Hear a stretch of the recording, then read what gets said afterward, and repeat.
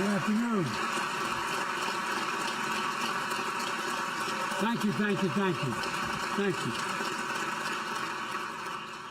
Good afternoon. Bonjour, Canada. Good afternoon, Canada.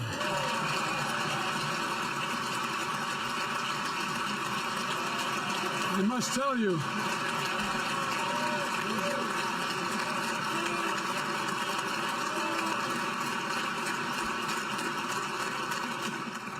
I took 4 years of French in school. First time I attempted to make a speech in French, I was laughed at. So that's as good as I can get right now. But seriously, thank you very, very much. Speaker of the House of Commons, Speaker of the Senate, members of the Parliament, thank you for the very kind welcome for my wife and I. Prime Minister Trudeau, you were my first meeting with a foreign leader just 1 month after my presidency during the hardest days of COVID-19. We had to make a visit virtual, but since then, we've been all over the world taking on some of the toughest issues our nations have faced in a very long time. I want to thank you for your partnership and for your personal friendship. I thank you very much.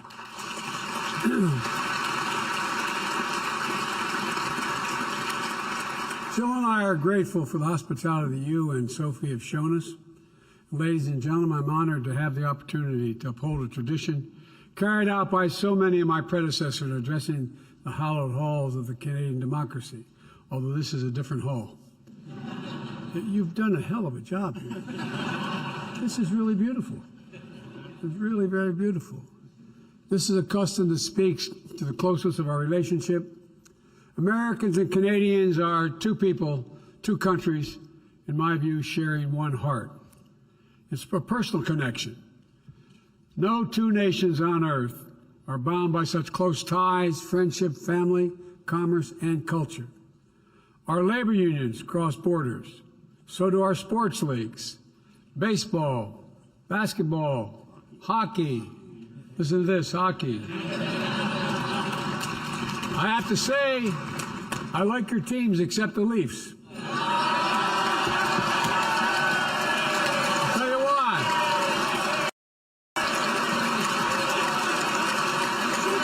I'll tell you why.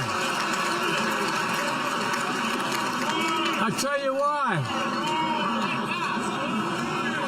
They beat the Flyers back in January, that's why. And if I didn't see that, I married a Philly girl. If I didn't say that, I'd be sleeping alone, fellas. I like you, but not that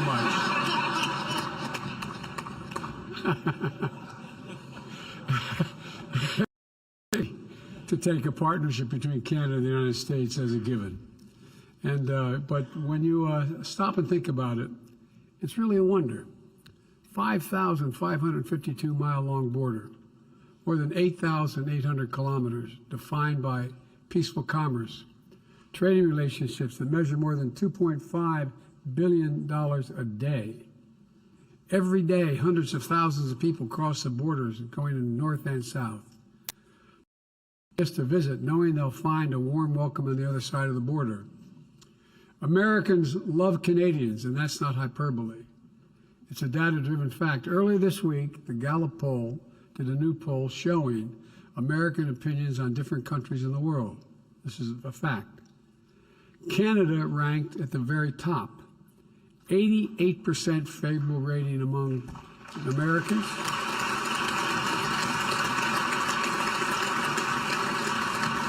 Up from 87 the year before. I take credit for that at one point.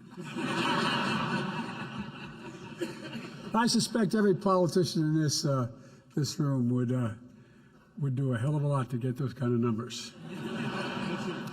But there's a reason for it. The same fundamental aspirations reverberate across both our nations, from the Atlantic to the Pacific, to live in freedom, not just freedom with dignity, to relentlessly pursue the possibilities of tomorrow, to leave our children and our grandchildren a future that's better because of our efforts, the people in this room and a similar room in the United States.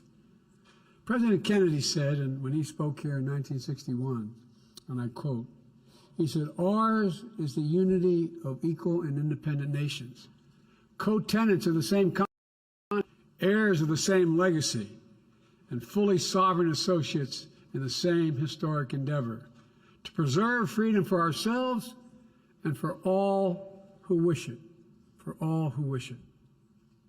For more than a century of that historic endeavor, Canada and the United States have had each other's backs. In war and in peace, we have been the stronghold of liberty, safeguard for the fundamental freedoms that give us our lives, literally, you give our lives meaning.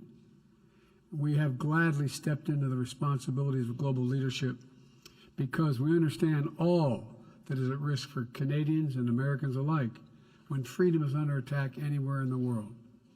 Today, our destinies are intertwined and they're inseparable, not because of the inevitability of geography, but because it's a choice we've made again and again. The United States chooses to link our future with Canada because we know that we'll find no better partner, and I mean this from the bottom of my heart, no more reliable ally, no more steady friend. And today I say to you and to all the people of Canada that you will always, always be able to count on the United States of America. I guarantee you.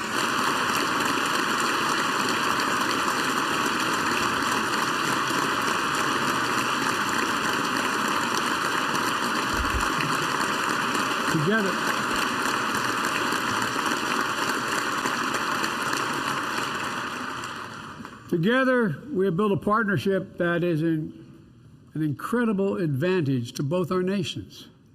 That doesn't mean we never disagree, as any two countries will do from time to time. But when we disagree, we solve our differences in friendship and in goodwill because we both understand our interests are fundamentally aligned. As we stand at this inflection point in history, I had a professor who once explained an inflection point as you're going down the highway at 60 miles an hour and you rapidly turn in one direction 5 degrees. You never get back on the same path again. But you're on a different course where the decisions we make in the coming years will determine the course of our world for decades to come. It happens every 5 or 6 generations, but we're at that point. Nothing gives me greater confidence in the future than knowing Canada and the United States stand together still. Today, I'd like to speak a little bit about the future, if I may. A future that's ours to seize. You know, I get criticized at home sometimes for saying that I used to always, President Obama used to always kid me because I'd always say to him in our private meetings, a country's never more optimistic than its president or its leaders. Well, I have never been more optimistic in my life about the prospects. I really mean this from the bottom of my heart. We are so well positioned. The future built around our shared responsibilities, prosperity, security, shared values. First, it's a future built on shared prosperity, where Canada and the United States continue to anchor the most competitive, prosperous, and resilient economic region in the world. That's a fact. That's just a fact.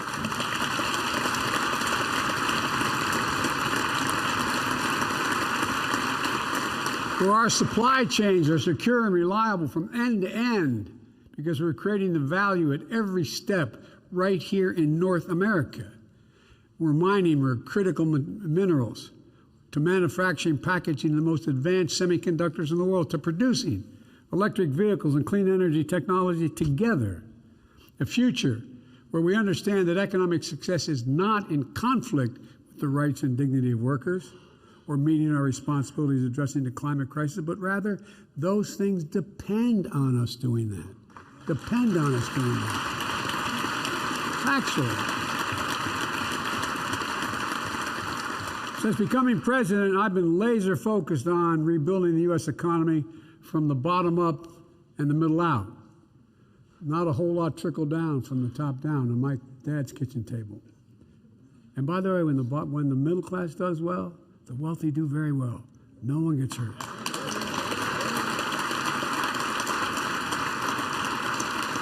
The United States made historic, and to the chagrin some of our critics in the press, bipartisan investments in infrastructure, innovation that are already bringing together and delivering concrete benefits to the American people.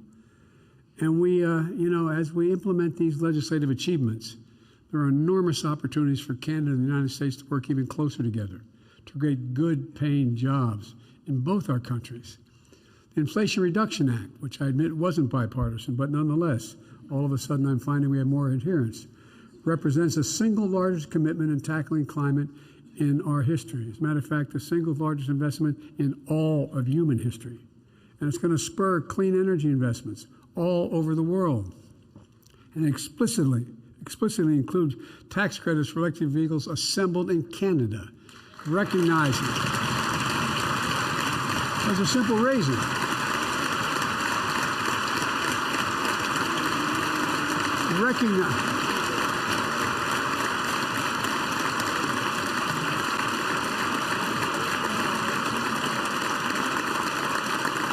Recognizing how interconnected our auto industries are and our workers are.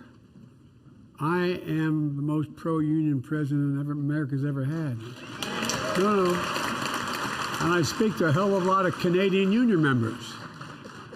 Look, this is a model for future cooperation, with both our nations investing at home to increase the strength of our industrial bases, making sure the products manufactured in North America are not only manufactured, but they're the best in the world.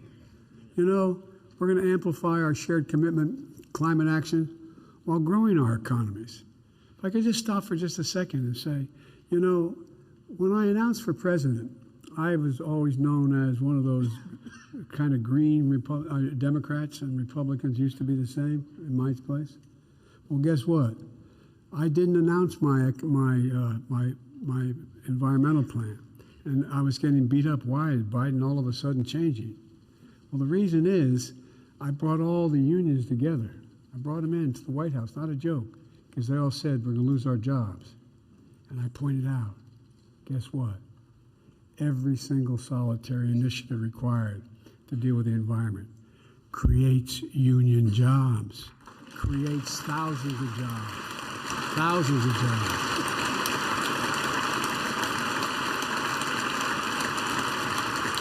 For example, I met with the IBEW and pointed out we're going to build 5,500 electric charging stations. Guess who builds them? Union workers.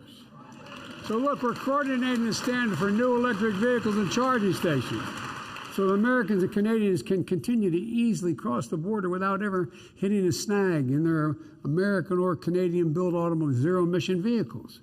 Moreover, we're going to build batteries and technologies that go into those vehicles together. We've learned the hard way during the pandemic that when we rely on just-in-time supply chains, that circle the globe, there are significant vulnerabilities to disruptions and delays.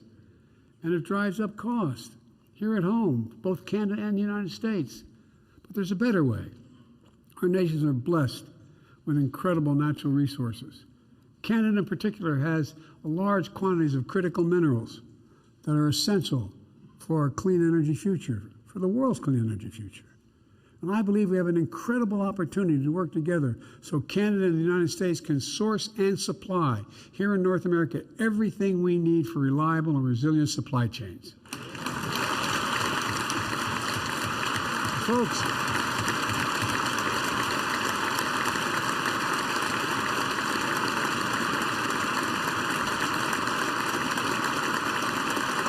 Folks, to help make our critical mineral supply chains the envy of the world, the United States is making funding available under the Defense Production Act to incentivize American and Canadian companies to responsibly mine and process critical minerals needed for electric vehicles and stationary storage batteries. We're also building integrated supply chains for our semiconductors, a critical computer chip that I might note was invented in America, and then we lost control of it. We not only controlled it, we lost producing them and the power of so much of our daily lives. The IBM plant in Bromont, Quebec, is the largest semiconductor packaging and testing facility in North America. Chips made in Vermont in upstate New York are shipped to Bromont to be packaged in electronic components. But now Bromont is expanding with the support of the Canadian government. And there's going to be a lot more work to do. Thanks to the Bipartisan Chips and Science Act I signed into law last year, companies are breaking ground for new semiconductor plants across the United States, representing billions of dollars in new investments in American high-tech manufacturing. $12 billion from Taiwan Semiconductor Manufacturing Company in Arizona. $20 billion in counting for Intel in Ohio. $100 billion in New York, the single largest investment of its kind ever in the world.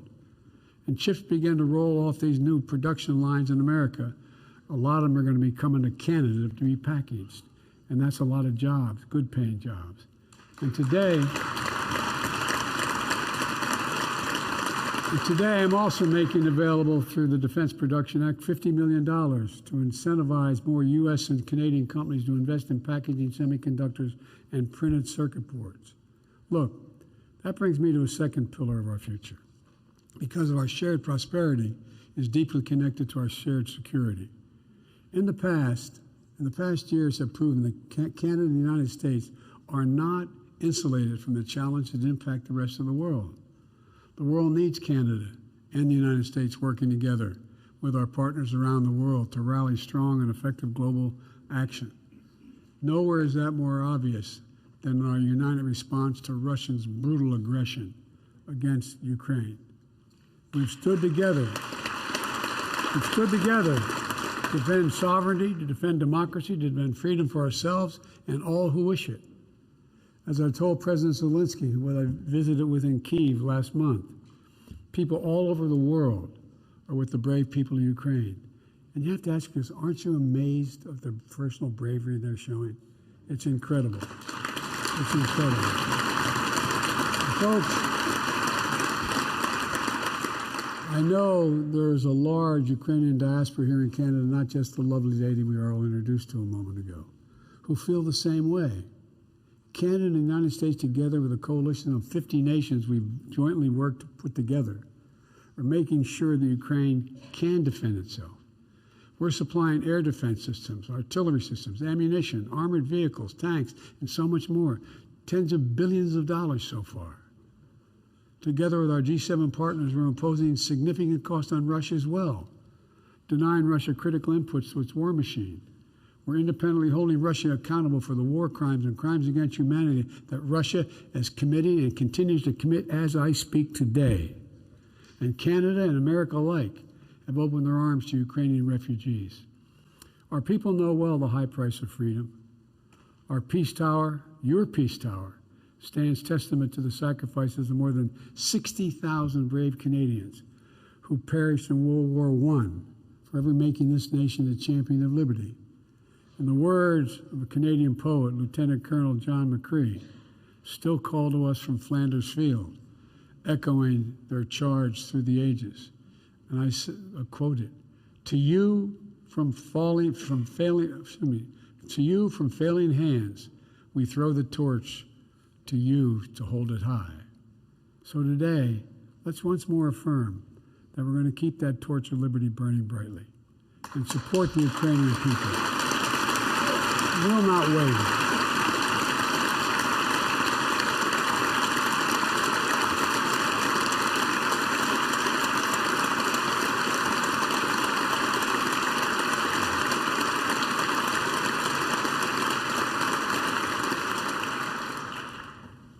Putin was certain he would have been able to break NATO by now. He was certain of that. But guess what? His lust for land and power has failed thus far. Ukrainian people love of their country is going to prevail. In the face of President Putin's aggression against Ukraine, Canada and the United States are also making clear our commitment to our NATO allies. We'll keep our alliance strong and united. We'll defend every inch of NATO territory. An attack against one is an attack against all.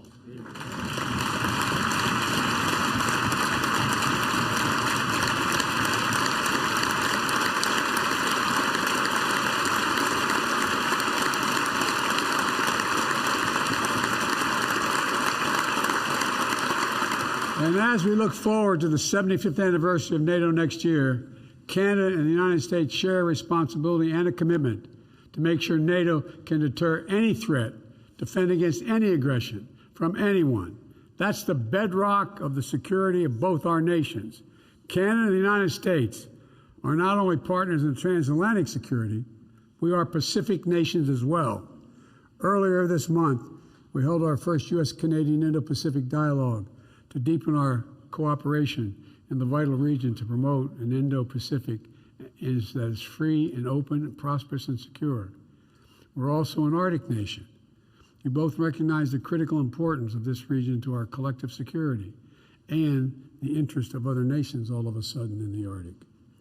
We're working in close coordination to steward and protect the northernmost reaches of our world.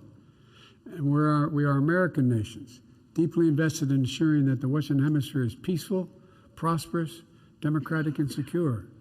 And that starts with our commitment to defending our people and our own sovereign territory. NORAD is the only binational military command in the world. NORAD is the only binational military command in the world. Yet another way in which our partnership is exceptional. It is an incredible symbol of the faith we have in one another and the trust we place in each other's capabilities.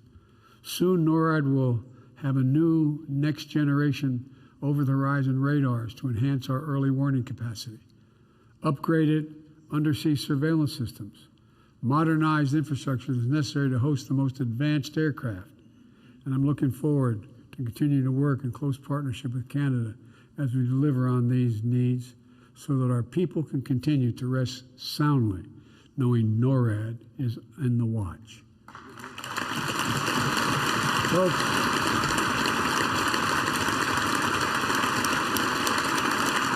we are.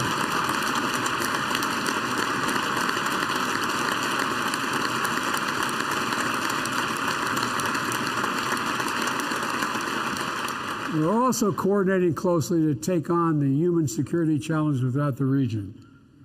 We're working in partnership with the people of Haiti to try to find ways to provide security, humanitarian assistance, and to help strengthen Haiti's stability. We're tackling the scourge of synthetic drugs that are devastating Canada and American communities, particularly our young people. Fentanyl is a killer, and almost everyone knows someone who has been affected by this, lost a child or lost a friend. Canada and the United States are working closely with our partner Mexico to attack this problem at every stage, from the precursor chemicals shipped from overseas, to the powders, to the pills, to the traffickers, moving into all of our countries. And we all know synthetic opioid epidemic has its roots around the globe, not just here. So today we're announcing a commitment to build a new global coalition of like-minded countries led by Canada and the United States to tackle this crisis. This is about public health. This is about public health.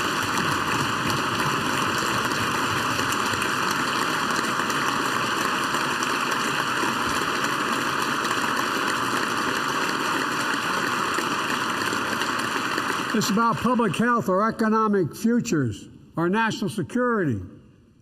We're also working together to address the record levels of migration in the hemisphere. The Los Angeles Declaration on Migration and Protection, which the United States and Canada signed last June along with 19 other nations, represents an integrated new approach to the migration challenge, which is real. One that unites humane policies that both secure borders and support people. In the United States, we're expanding legal pathways for migration to seek safety on a humanitarian basis, while discouraging unlawful migration that feeds exploitation and human trafficking. So today, I applaud China for stepping up, I applaud Canada. You can tell what I'm thinking about China. I won't get into that yet. I applaud Canada for stepping up with similar programs, opening new legal pathways for 1,500 migrants to come to Canada from countries in the Western Hemisphere. At the same time, the United States and Canada will work together to discourage unlawful border crossings and fully implement the updated Safe Third Country Agreement.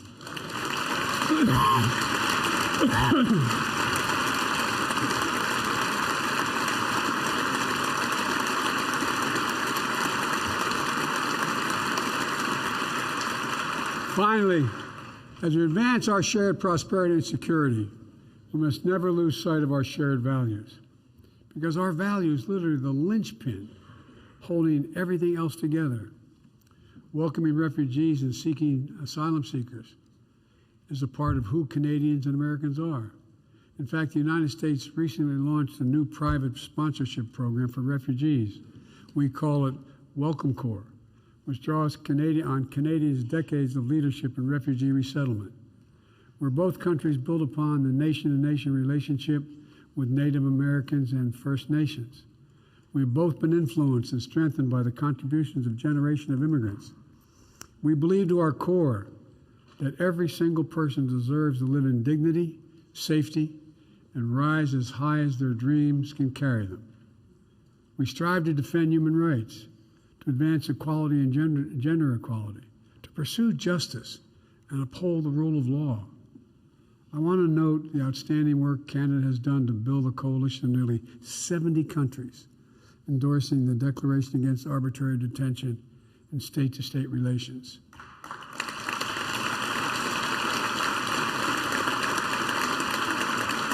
It's not only a statement of values. Our citizens are not bargaining chips. They're not diplomatic leverage. They're human beings with lives and families that must be respected.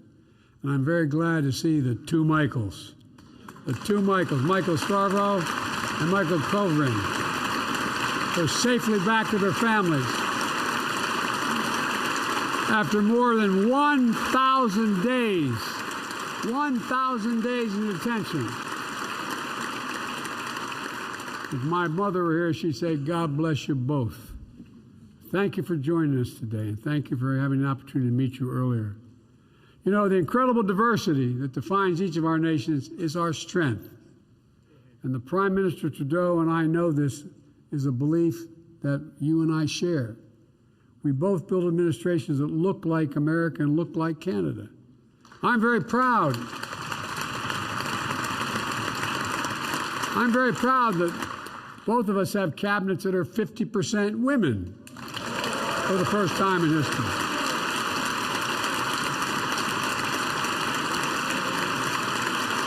Even if you don't agree, guys, I'd stand up.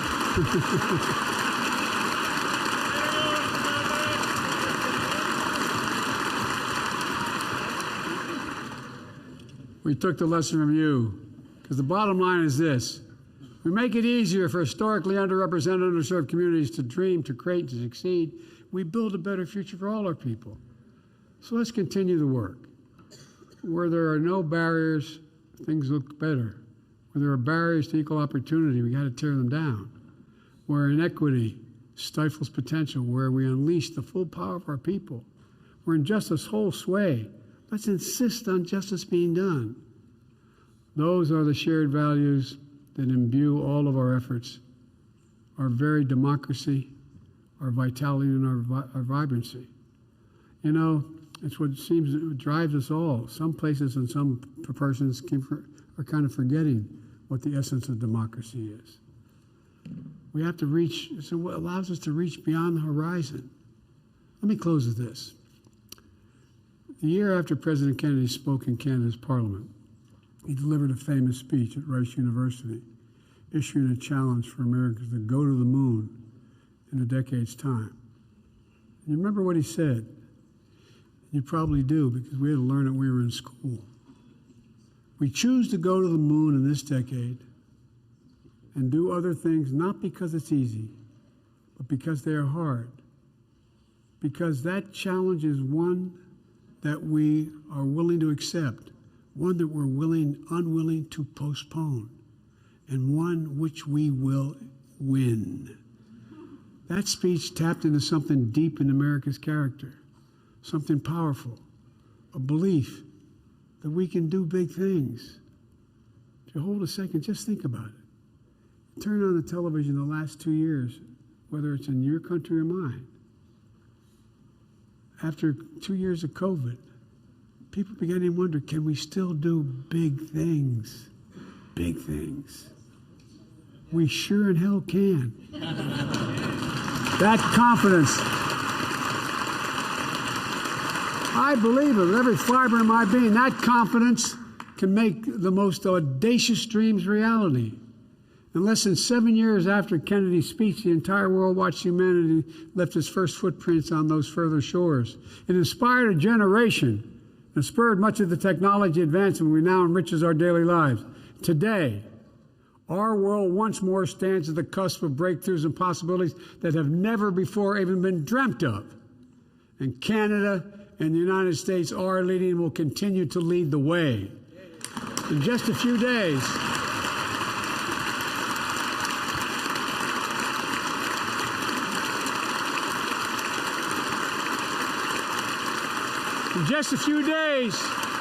NASA's going to announce an international team of astronauts who will crew the Artemis II mission, the first human voyage to the moon since Apollo mission ended more than 50 years ago. Will consist of 3 Americans and 1 Canadian.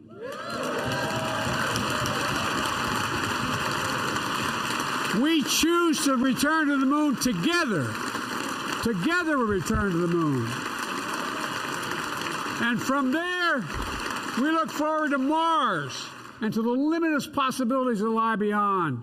And here on Earth, our children who watch that flight are going to learn the names of those new pioneers. They'll be the ones who carry us into the future we hope to build. The Artemis generation. Ladies and gentlemen, we're living in an age of possibilities. Xi Jinping asked me in the Tibetan Plateau, could I define America? And I could have said the same thing if he asked about Canada. I said, yes, one word, and I mean it, one word, possibilities. Nothing is beyond our capacity. We can do anything. We have to never forget. We must never doubt our capacity. Canada and the United States can do big things. We stand together, do them together, rise together. We're going to write the future together, I promise you. God bless you all, and may God protect our troops. Thank you, thank you, thank you.